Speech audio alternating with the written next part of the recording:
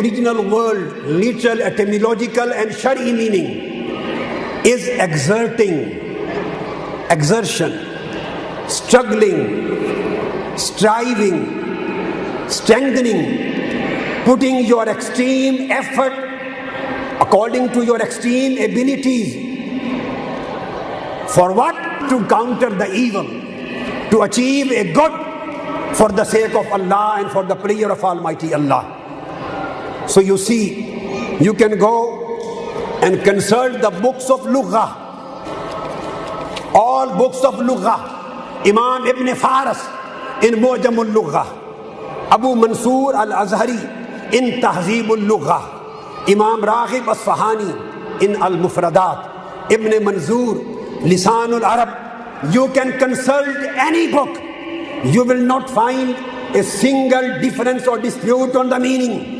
That Islam either jihad from jahad or juhud, it means any tiring act or situation, little earnings which comes through personal labor, extreme effort in order to achieve the betterment of the mankind, in order to achieve the defense against the devil, in order to achieve the defense against your lower self, in order to promote the good, in order to promote the dignity of mankind, in order to promote self-purification, in order to achieve the good results which have been proclaimed by God Almighty Allah and Prophet for the better of mankind.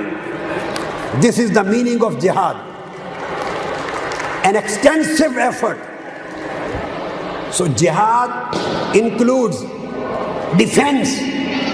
It can be a defense, defensive struggle against your enemy, defensive struggle against your lower self and nafsul ammara, a defensive struggle against any wrong kind of wishes and propensities and wrong desires like lust, greed, arrogance, hatred,